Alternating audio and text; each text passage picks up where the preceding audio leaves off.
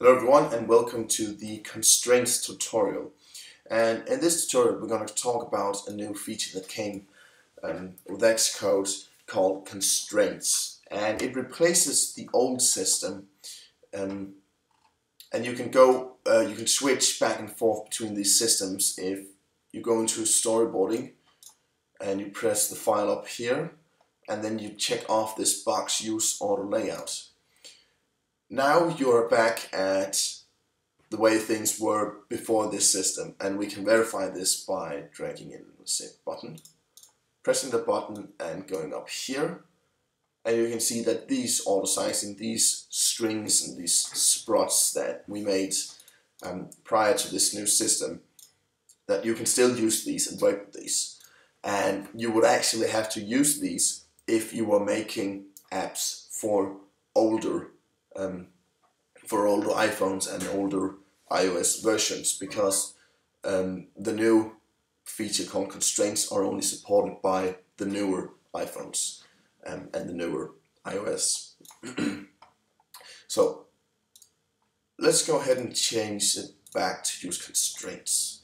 So if we press the button here, we now see that it has these two blue lines here, and they are actually called Constraints. If we go back here, we say that we don't have the previous system, we have constraints, and these constraints are actually telling our button exactly where to be, something that the previous system couldn't really do. It could tell it roughly where to be, but these constraints can really tell it exactly where to be.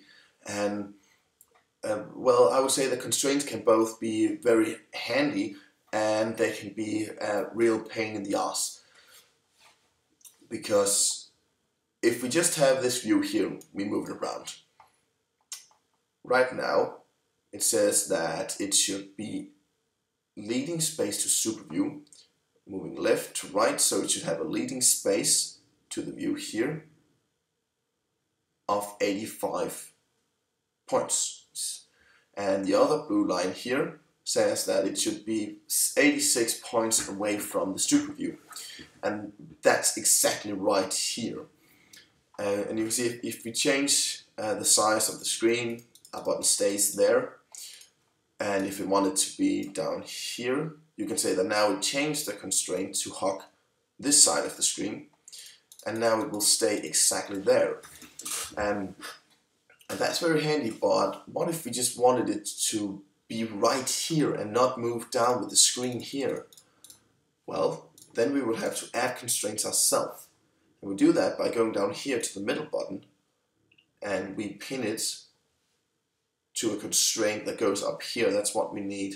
So now it has a bottom space to super view, so we need a top space to super view, this one. But this would actually throw an error. You can now see that these two ones, they are thicker than this one. They are user-generated constraints. They are blue out here, and they also go against each other, because while this set of constraints would work for this one, we want it to be 39 pixels away from this and 387 from the top. But when we make a bigger screen, this one would be bigger than 39 pixels or points. So this will actually throw an error. We can't satisfy both these constraints at the same time. So we need to remove one, and since it's blue, we can now go out here and just delete it. And now, when the screen gets bigger, you can see that our view just stays there. It's important to notice, though, that if you just move it a little bit, you can see that it hugs down here again. So before you start changing your constraints, make sure that you have the exact setup that you want in order to spend as little time on this as possible.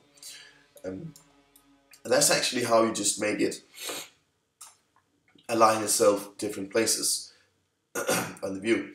But you can also select and edit a constraint, and there's a relation here called equal, and the relation is linked with the constant here. This say that it should be equal exactly 229 points away from the view here. If we say greater than or equal, then it could be greater than or equal to 229 points away from this one. and same story with less than or equal. Most of the time it will just use equal to specify being exactly there. But you can change this. And there's also something called priority, and that's when you have, for instance, if we had a case before where we had two constraints overlapping, you could change the priority of one. And what that would do is that the constraint with the highest priority would overlap the one with the lower priority. So if you have two constraints that might go against each other, you can give one higher priority and it will override the other one. And now that we know how to align our view with by using constraints that go to a side and tops, by using the constraints that go out to our super view, we can also do another thing. We can actually add in a new button here, and these will actually be aligned to each other. You can see that now we actually have quite a few constraints. We have 5 constraints now, and you can just study these further on your own. But basically, you can see our 2 buttons, they will always stay together. They're like 2 best friends in the whole wide world. They won't leave each other's sides. But a requirement actually, if we remove this again, for a view to place itself is that it needs to hook one of the sides, have a constraint to one of the sides, and the top or the bottom, like this one. It has this to the side and to the bottom. But if we add in this one, you can see that it doesn't. It goes nowhere to the screen. But that's because we told this to both align its top to the bottom, align its baseline to the other button, and to have a certain distance from the button. And if these constraints all have to be true, and these constraints have to be true, then these 2 constraints down here will actually manage the resizing, because it will move this button, and this button will follow it because this button's constraints told it to be next to this one. And that's actually how constraint works. Basically, this is just the very surface of constraints, and it's to give you an understanding of what it is so that you can go explore and experiment yourself on exactly what constraints are. It's also important to notice that they can be changed programmatically, which you can read more about in the documentation. And one thing I also want to mention, one thing that got me stumbled for quite a lot of time, is that changing your views programmatically has now become a little more difficult, because if you try to change the size of one of these views, it wouldn't work, because the constraints are really locking the view in place.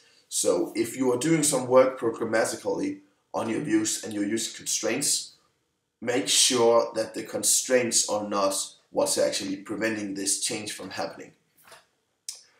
And I guess that's it, guys. Again, I'm just touching the waters here and letting you know what it is, and maybe just round off by saying that you should use this this system, because it's actually very nice, because it really does everything for you.